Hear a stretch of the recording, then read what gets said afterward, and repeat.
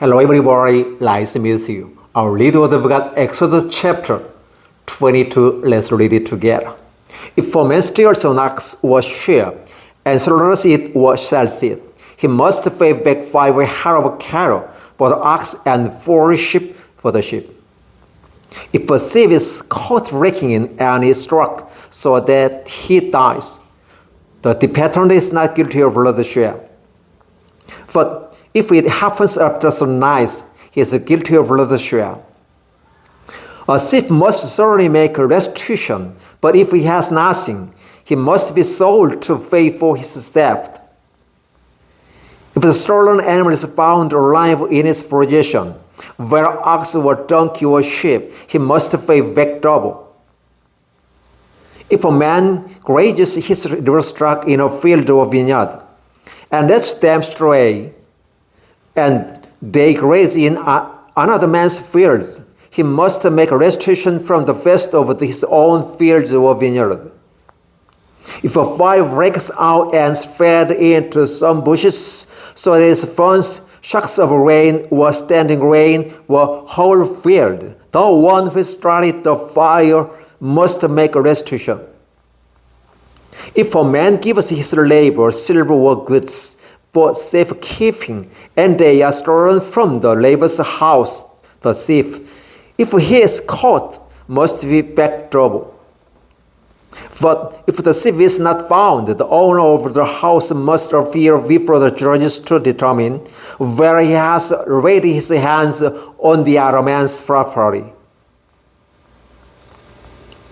In all cases of illegal possession of an ox or donkey or sheep, a garment or an other lost property about which somebody says, "This is mine," both parties are to bring their cases before the judges. The one whom the judges declare guilty must pay back double to his neighbor. If a man gives a donkey, an ox, or sheep, or any other animals to his laborers for safekeeping, and it dies or is injured or it is taken away while no one is looking, the issues between them will be settled by the taking of an oath before the Lord that the laborer did not lay hands on the other person's property. The owner is to accept this and no restitution is required. But if the animal was stolen from the laborer, he must make a restitution to the owner. If it was torn to pieces by a wild animal, he shall bring in remains as evidence, and he will not be required to pay for the torn animal. If a man borrows an animal from his laborer and it is injured or dies while the owner is not present, he must make a restitution. But if the owner is with the animals, the borrowers will not have to pay. If the animals was hired, the money paid for the hire covered the loss. If a man seduces a virgin who is not ready to be married and sleeps with her, he must pay the right price and she shall be his wife. If her father absolutely refuses to give her to him, he must still pay the right price for virgins. Do not allow a sorceress to live. Anyone who has sexual relations with an animal must be put to death. Whoever sacrifices to any god other than the Lord must be destroyed. Do not mistreat an alien or oppress him, for you were aliens in Egypt. Do not take advantage of a widow or an orphan. If you do any day cry to me, I will certainly hear their cry. My anger will be aroused, and I will kill you with a sword. Your wives will become widows and your children fatherless. If you lend money to one of the people among you who is needy, do not be like a money lender. Charge him no interest. If you take your neighbor's cloak as a pledge, return to it to him by sunset. because his cloth is only covering his head for his body. What else will be striven? When he cries out to me, I will hear, for I am compassionate. Do not blaspheme God or curse the Lord of your people. Do not hold back offering from your granaries or your fats. You must give me the firstborn of your sons. Do not say with your cattle and your sheep, let them stay with their mothers for 7 days, but give them to me on the 8th day. You are to be my holy people, so that at the middle of animals torn, I will feast straight to the dogs. Exodus chapter 22, verses 1 to 31. Thank you. Hello everybody, nice to meet you. Our little word we got Exodus chapter 23. Let's read it together. Do not spread the false report. Do not help a wicked man by being a malicious witness. Do not follow the crowd in doing wrong. When you give testimony in a lawsuit, do not pervert justice by siding with the crowd.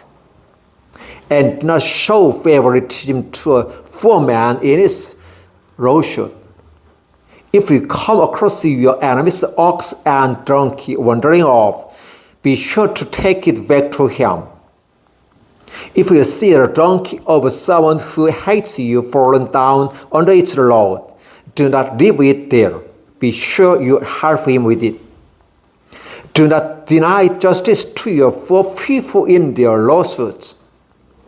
Have nothing to do with the first charge, and do not put an ignorant or honest person to death, for I will not acquit the guilty. Do not accept a bribe, for a bribe blinds those who see and twist the words of the righteous. Do not oppress an alien. You yourselves know how it feels to aliens, because you were alien in Egypt. For 6 years you are to sow your fields and harvest the crops. But during the 7 years let the land lie unplowed and unused. Then the poor among your people may get food from it, and the wild animals may eat what they live. Do the same with your vineyard and your olive grove. 6 days do your work, but on the 7th day do not work, so that your ox and your donkeys may rest, and the slave born in your household, and the alien as well may be refreshed. Be careful to do everything I have said to you. Do not invoke the names of other gods. Do not let them be heard on your lips. 3 times a year you are to celebrate the festival to me. Celebrate the feast of unleavened bread for 7 days. Eat bread made without yeast, as I commanded you. Do this at the appointed time in the mouth of Abib, for in that month you came out of Egypt. No one is to appear before me empty-handed. Celebrate the feast of harvest with the first fruits of the crops you sow in your field. Celebrate the feast of ingathering at the end of the year, when you gather in your crops from the field. 3 times a year all the men are to appear before the sovereign Lord. Do not offer the blood of sacrifice to me along with anything containing yeast. The fat of my festival offerings must be kept until morning. Bring the best of the first fruits of your soil to the house of the Lord your God. Do not cook a young goat in its mother's milk. See, I am sending an angel ahead of you to guard you along the way and to bring you to place I have prepared. Pay attention to him and listen to what he says. Do not rebel against him. He will not forgive your rebellion, since my name is in him. If you listen carefully to what he says and to all that I say, I will be enemy to your enemies and will oppose those who oppose you. My angel will go ahead of you and bring you into the land of Amorites, Hittites, Perizzites, Canaanites, Hivites, Jebusites, and I will wipe them out. Do not bow down before their gods or worship them or follow their practice. You must demolish them and break their sacred stones to pieces. Worship the Lord your God, and his blessing will be on your food and water. I will take away sickness from among you. And none will miscarry or be barren in your land. I will give you a full of lifespan. I will stand my terror over you and throw into confusion every nation you encounter. I will make all your enemies turn their backs and run. I will send a hornet ahead of you to drive the Hittites, Canaanites, and Hittites out of your way. But I will not drive them out in a small single year, because the land would become desolate and the wild animals too numerous for you. Little by little, I will drive them out before you until we have increased enough to take possession of the land. I will establish your border from the Red Sea to the Sea of the Philistines, and from the desert to the river. I will hand over to the people who live in the land, and you will drive them out before you. Do not make a covenant with them or with their gods. Do not let them live in your land, or they will cause you to sin against me, because the worship of their gods will certainly be a snare to you. Exodus chapter 23, verses 1 through 33. Thank you. Hello everybody, nice to meet you. Our little word of God, Exodus chapter 24. Let's read it together. Then he said to Moses, "Come up to the Lord, you and Aaron, Nadab and Abihu, and 70 of the elders of Israel. You are to worship at these thrones." But Moses alone is to approach the Lord. The others must not come near, and the people may not come up with him. When Moses went and told the people all the Lord's words and laws, they responded with one voice, "Everything the Lord has said we will do." Moses then wrote down everything the Lord had said. He got up early the next morning and built an altar at the foot of the mountain and set up 12 stone pillars representing the 12 tribes of Israel.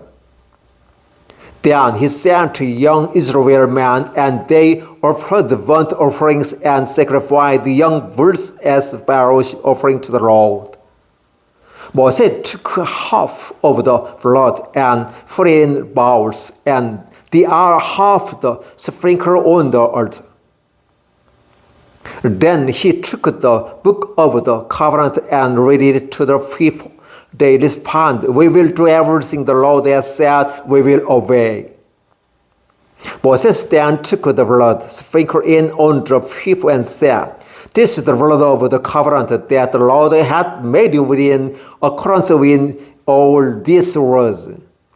Moses and Aaron, Nadab and Abihu, and the 70 elders of Israel went up and saw the God of Israel. Under his feet was something like a firmament made of sapphire, clear as sky itself. But God did not raise his hand against these leaders of the Israelites. They saw God, and they ate and drank. The Lord said to Moses, "Come up to me on the mountain and stay here, and I will give you the tablet of stone with the law and commands I have written for their instruction." Then Moses set out with Joshua his aide, and Moses went up on the mountain of God. He said to the elders, wait here for us until we come back to you and are with you, and anyone involved in dispute can go to them. When Moses went up on the mountain, the cloud covered it,